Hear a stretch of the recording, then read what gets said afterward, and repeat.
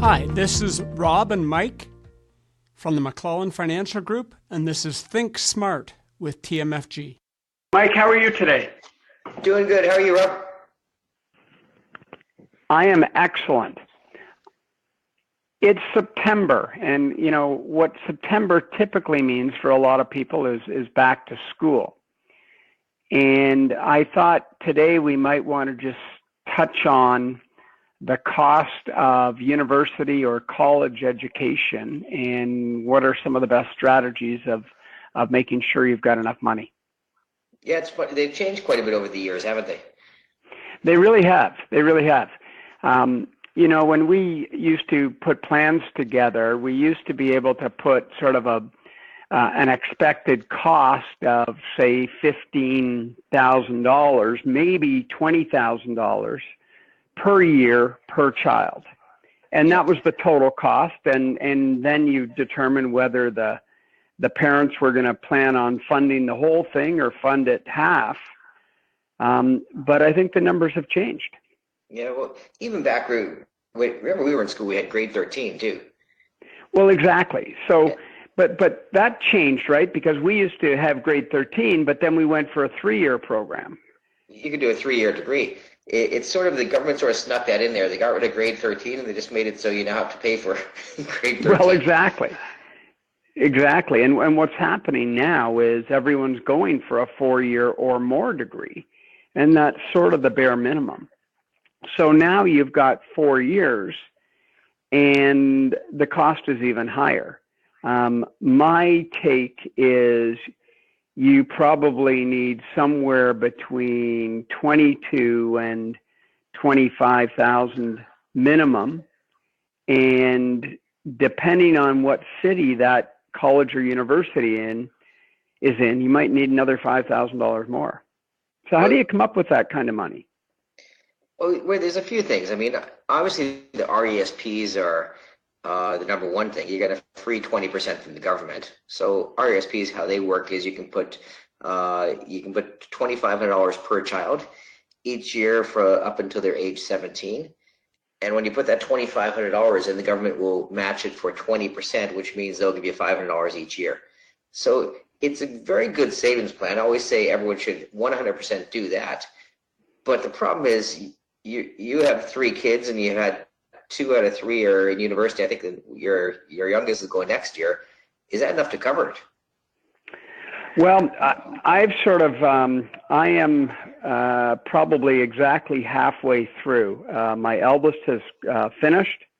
My second child is in their 3rd year, and we've still got our youngest that's going to probably be in a 4-year program. So we're halfway through it, and what I can tell you is the money that I had put aside in the RESP, and I have maximized it since day one, it's not enough.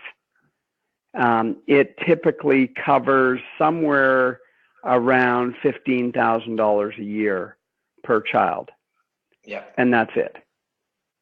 And that's not going to cover, that covers maybe tuition and books, but by the time you're paying for them to eat and stay somewhere, it's not going to cover those costs. So that's what, you know, tuition, if it's just a basic university, you know, first couple of year program, you're looking at somewhere across the country between $6,000 and $8,000 a year. If they get into a more specialized program, so my eldest, after 2 years, got into the business school at Western, and the tuition went from $7,000 a year to $25,000 a year, and that was for 2 years. That didn't include, you know, living in London, food, some transportation costs, books, things like that. All that added to the equation. So you went from thinking you needed 25,000, suddenly you needed almost 40 to 45,000 for 2 years. Yeah. I mean, I'm thankful because I do have some clients who have kids in the States, and it's a whole different stratosphere what they pay down there. It can be 60,000 US for each of 4 years. Yeah. That's getting up to $80,000 or more Canadian per year. So yes, it's still dramatically cheaper to be in Canada. $300,000 or $400,000 for an education in the U.S. So what else can you do if you're maximizing the RESP? What do you think the other strategies are? Well, there's another thing we call informal trust account. And what that is it's the parents put money in trust for a child, and it allows it to grow.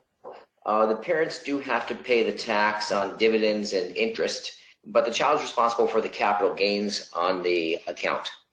And that's through income attribution rules and how they work. So with that, there's no limit to what you can put in for the child. And it grows, and it's an extra pocket of money you can create. So once you've maximized your RESPs, you've done your $2,500 a year. If you can throw an extra $100 a month or something like that into an in-trust account, that will usually cover a lot of the difference. Absolutely, absolutely. So you've got the flexibility. I know what I started doing is I started every year, I would add another $5 or $10 to the monthly plan. And so what started out as, $100 per child, I think today is up close to $300 per child that I'm putting away, well, at least for the remaining two. The other thing that's unique about it is if they don't need the money for university or college, you're free to convert that money into their own name, and maybe that helps them with a down payment on a house later on or something like that. Yeah, even in the case where we've had them start to move it toward a tax-free savings account. Once they're 18, they get the room. Exactly, right? You can start putting in $6,000 a year and convert that in trust account into a tax-free savings account.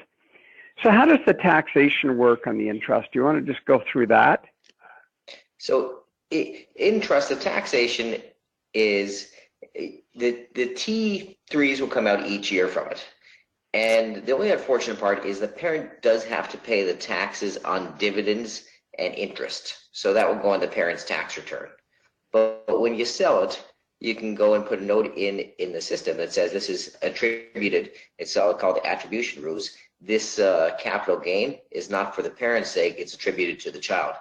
So a lot of times what you do is if you have one where everyone has a basic personal exemption on their tax return, so when you have, let's say, $20,000 of a capital gain, if you've invested that much, and $10,000 will be taxable, when you get to that point, you do a tax return for the child, you realize that capital gain, you put in the tax return, and the child won't pay any tax on it because it falls under the basic personal exemption.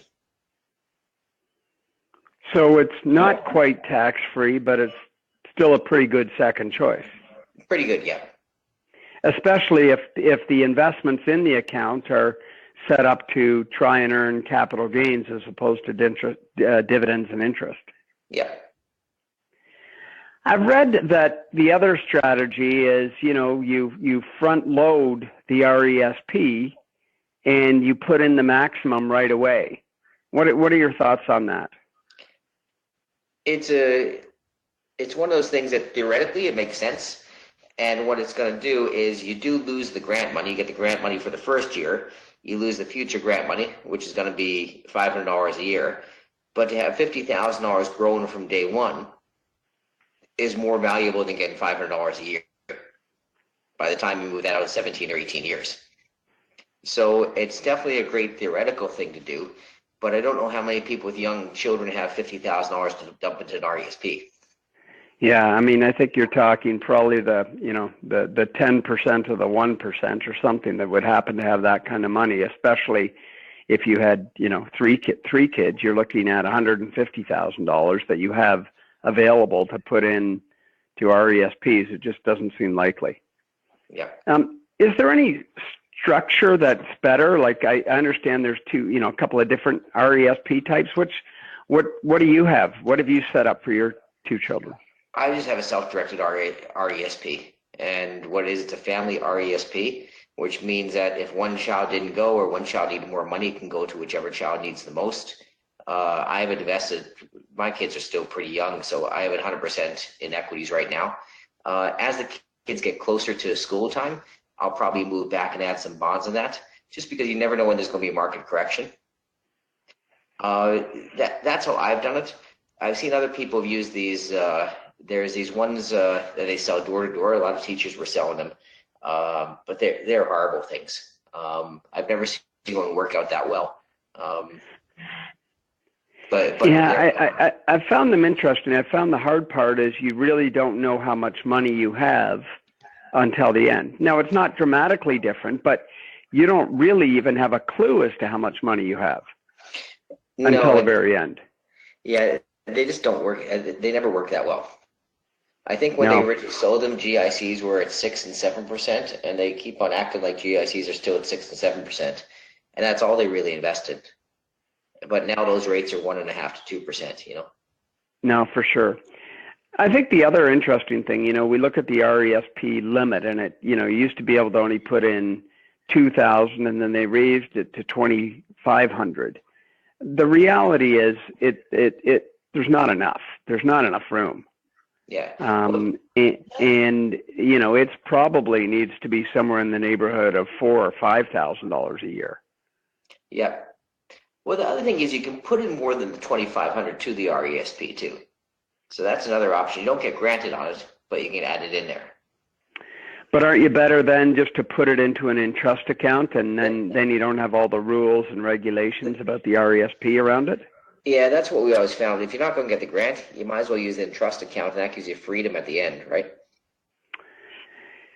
So last question, what about, when it comes time to get the money out of an RESP, is it pretty straightforward? What have you found? I got to say, it's one of the easiest things. I don't give the government compliments much, but they're pretty good in the RESP system. They don't ask for much. All you have to do is show proof of enrollment. There's a certain amount that has to come out of grant from your first. You can only take so much of the grant from your first time you pull out of it, but they're pretty open. They don't want receipts. They don't want anything like that. As long as you're enrolled in school, they'll let you get the money out. Yeah. They actually have made it really simple. I mean, I think the only restriction is that first sort of 3 months where you're limited to $5,000 that you can take out. Yeah. And that's designed to make sure someone doesn't, take all the money out and the child actually, quit college or university in the first month of the year. Yep. So it sort of makes sense. Well, I think that's a good discussion.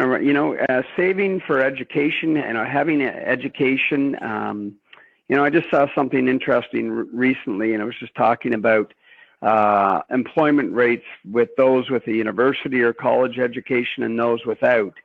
And, the unemployment rate is half for those who have a solid education versus those who don't. So it still provides value, right? Yeah, I was studying the graph too. It was very interesting because it came up especially during poor employment times. And the people with a university plus education, the unemployment rate ranges between 2 to 3%, and during really poor times it might go up to 3.5 or 4%. When you look at people without university degrees, it goes from employment during a very healthy economy will probably be around there will be about 5% employment, but when things turn badly amongst people with the university degrees, it went up to 15 or 18%. Wow, that's a big jump. So yeah, it's something education has become more and more important. Absolutely, and very competitive. It's extremely competitive. That's the thing I certainly find with my kids in the middle of the things. We used to be able to get into university with something in the 70s, and you had the odd student in your class who was in the 80s. Today, you have to be in the 80s, or you're probably not getting into the program that you want. Yep. Well, this is Rob and Mike with ThinkSmart with TMFG. You have been listening to the McClellan Financial Group of Asante Capital Management Limited. Asante Capital Management Limited is a member of the Canadian Investor Protection Fund and Investment Industry Regulatory Organization of Canada. Insurance products and services are provided through Asante Estate and Insurance Services Incorporated. This material is provided for general information and is subject to change without notice. Every effort has been made to compile this material from reliable sources, however, no warranty can be made as to its accuracy or completeness. Before acting on any of the above, please make sure to see a professional advisor for individual financial advice based on your personal circumstances.